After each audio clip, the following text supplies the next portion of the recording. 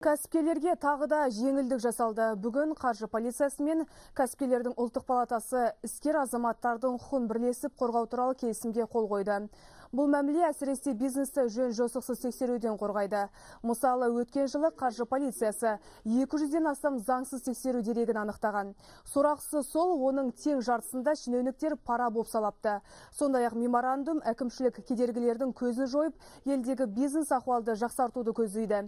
Мамандардың айтуынша, кәсіпкерлерге қысым жасау жыл өткен сайын қысқарып келеді. Мәселен, соңғы 2 жылда тексерулер саны 5 есеге дейін азайған. Бұдан бөлек палата мүшелері мен қаржы полициясы нарықтағы бағаны қадағалап, мемлекеттік сатып алу жүйесінің барынша әділ болуын қамтамасыз етуге кіріседі. Заңсыз тексеру мәселесіне көп шағын бизнестің өте шағымдары көп. Сондықтан осы шағымдарда айтылған мәселелерді заң түрде қадағалауға біз бірлестер бас прокуратурамен келісімге келдік.